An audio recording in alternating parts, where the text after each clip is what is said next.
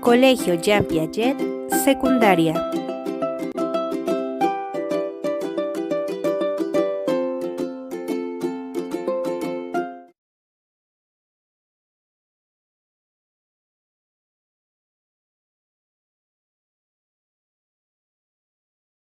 Hola chicos, buenos días. Nuestro tema de hoy es voces narrativas. Pongan mucha atención.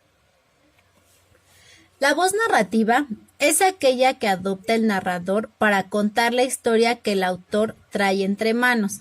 La voz narrativa se elige, no se trata de algún fortuito, ¿sale? No se va a tratar de algo que el narrador quiera estar expresando, no.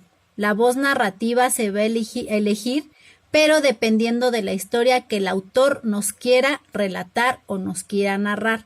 Y esto va a depender de cómo lo esté narrando el narrador. El autor, cuando traza a su narrador, es perfilar y dar carácter a una suerte de personaje que podrá o no aparecer en la historia. Puede intervenir y ser el protagonista, como por ejemplo puede ser solamente la voz que observa y luego relata sin nunca involucrarse en la historia. Esto es lo que es una voz narrativa.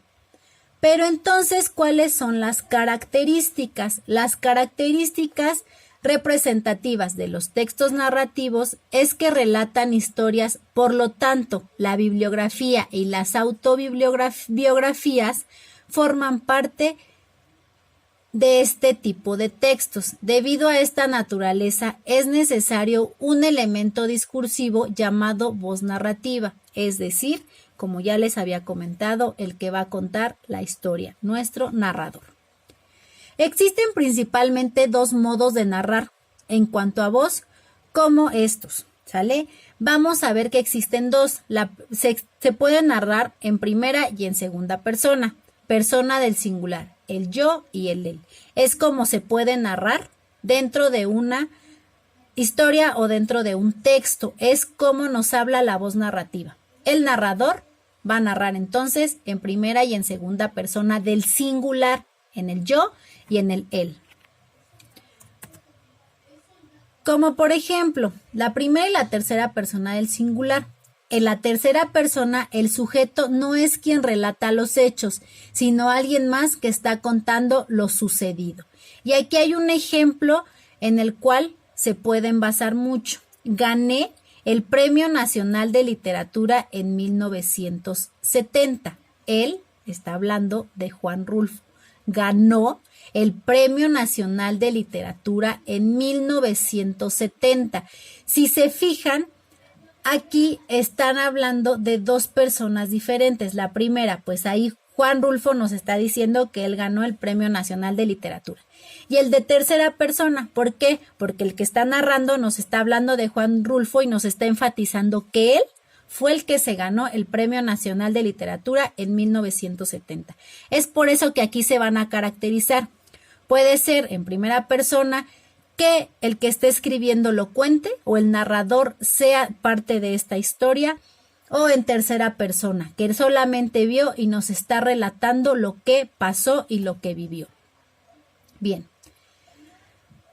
Como una conclusión a lo que es este tema de la narrativa. Si en la bibliografía se utiliza la tercera persona para narrar, en la autobiografía se requiere de la primera persona, yo. Posee un mayor efecto en cuanto al lector, es decir, lo hace partícipe de la historia al provocarle emociones y sensaciones que son contadas de manera directa, de viva voz de quien lo está experimentando. Fíjense, este es un ejemplo muy claro. Si van a escribir una biografía, entonces se va a narrar en tercera persona. Pero si ustedes son los que van a hacer su autobiografía, entonces lo van a hacer en primera persona y van a hablar del yo. Pues bien, chicos, tienen una actividad en su libro, pero fíjense muy bien lo que van a hacer. Me van a escribir una biografía de alguno de sus papás y una autobiografía de ustedes mismos, ¿sale? ¿Por qué? Porque la biografía la van a escribir en tercera persona y la autobiografía la van a escribir en primera persona. ¿Sale, chicos? Estas son 2 actividades que tienen, las del libro y la autobiografía y la biografía. Pues bien, chicos, por el día de hoy se terminó nuestra clase. Nos vemos mañana. Que tengan un excelente día y que terminen sus actividades. Muchas gracias por su atención.